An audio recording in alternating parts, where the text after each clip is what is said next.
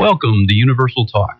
On today's show, we ponder the financial outlook for 2010 and who are the true key players in global economics. Let's present the case. First, we must consider economics as a whole and ask some serious questions like, why are we not all allotted free energy, food, clothing, and other necessities as a birth-given right to this planet? Why do we actually pay taxes? Why are there such things as taxes and interest?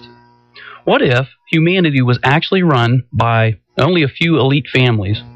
What if that is why we can never seem to get ahead and continue to fall into the same pitfalls over and over?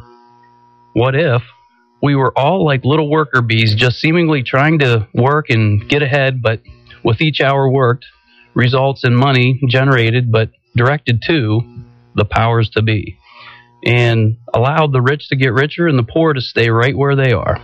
In a moment, we will have George Green on the show.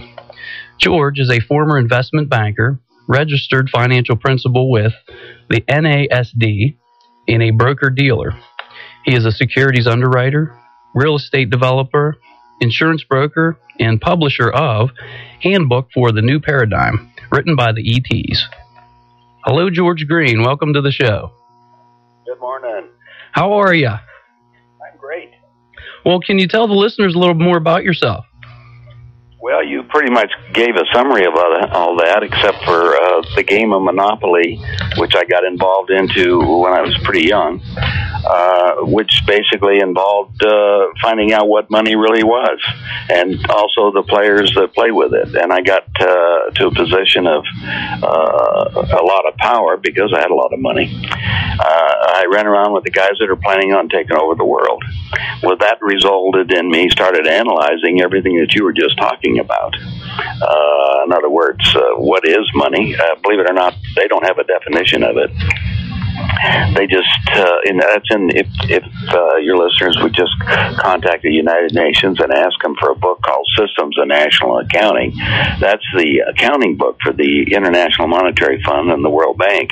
And in it itself, they tell you that they don't have a definition of money. Wow. So that was one of the strange things I looked at. Right. That's only because they were coming after me for selling money. Well, if I was going to sell something, then I have to have identification of it. So I finally got the state of Colorado, where I was at, to issue me a license to sell money. And the precariously position of that, I would sell money to banks. You know how you right now the banks tell you, come over and put your money in here, put your $10,000 in here. We're going to pay you 1.5% interest, right? Mm-hmm. And meanwhile, inflation's in the real rate of inflation is probably closer to 10%. So if inflation goes up 10% and they're going to pay you 1.5%, you've lost 8.5% right away, haven't you? Right. In the same period of time. So no matter what happens, you're in a losing game right at this minute. Now the plans, because I ran around with these guys, was set into motion because some of the meetings I set into says, what's the number one problem around the world, Joe? For yourself, you can understand this, right? Mm-hmm. The number one problem. A, we have too many people. Right. That's what they said. Right. Well, and most people will say, okay, that's right.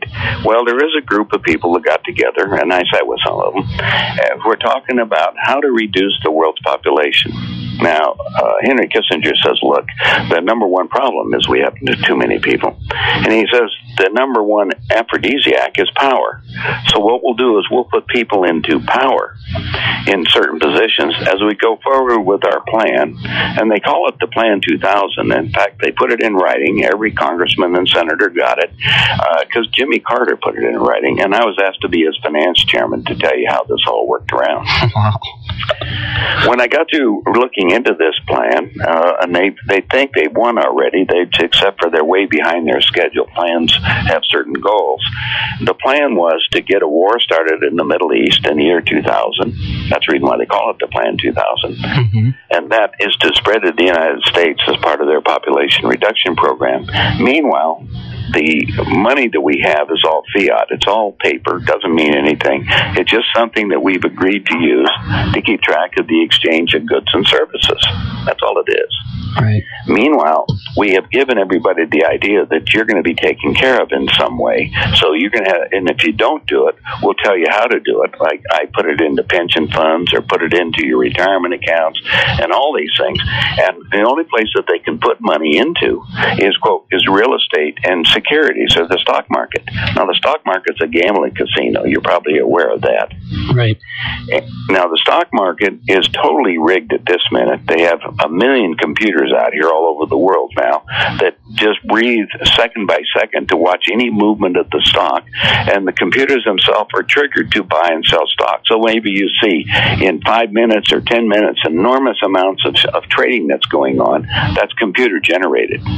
Now, in order to protect the public, to keep them asleep, what they do is they have the Federal Reserve, which is a private bank, has 8 members on the floor of the stock exchange. They call them the plunge committee. And that the idea is if it starts to plunge too fast, they can go in and buy, 1,000 shares of some company in order to prevent the continuation of the plunge so the American people don't run away, if you want to call it, and dump all the stuff that they have.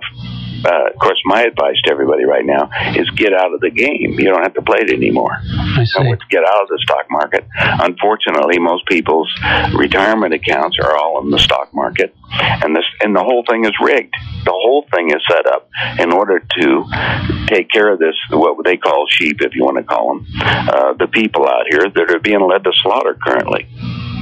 Now, that's to give you an... Now, this is a world situation. It's not just a meltdown for now. It's the entire world's involved with this thing. Meanwhile, the dollar is basically the same as what the rest of the world... I do a lot of world traveling. United States is becoming the most hated country in the world.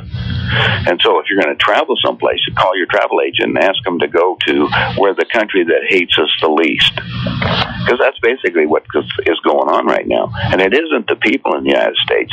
It's the dollar, because we have created this incredible society based on debt. We borrow money from this created entity, the banks, the Federal Reserve, which is the Federal Reserve allows the banks that are sitting, they become members of the Federal Reserve. So it's a big franchise. It's like being a Western, a franchise of Best Western or McDonald's or any of them. Mm-hmm. You buy a franchise. Well, the franchise in the banking business allows you to create at least 10 times your deposit base out of thin air and loan it out. Well, there's no way that the little guy can compete against that.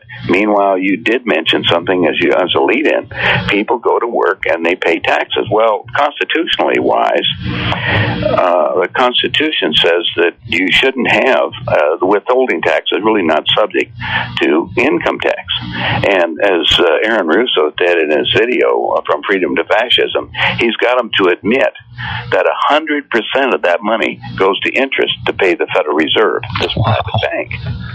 So that makes you feel real good. All you're doing is working to pay interest to the bankers who created this firestorm that's happening to the collapse of the United States right now. Right. Wow. So ask me a question. Well, who really runs the planet? Well, it would be, if you want to come down to it, I would say today it's run by the BIS. That's the Bank of International Settlements in Switzerland. The Swiss, as you know, have always been in the money game, and what they do is keep track of the exchange of different currencies at all times. They got computers generating that. And what happens is that family, which controls that, really comes back to the Rothschild Money Trust, if you want to look at it, which controls about 85% of the world's wealth.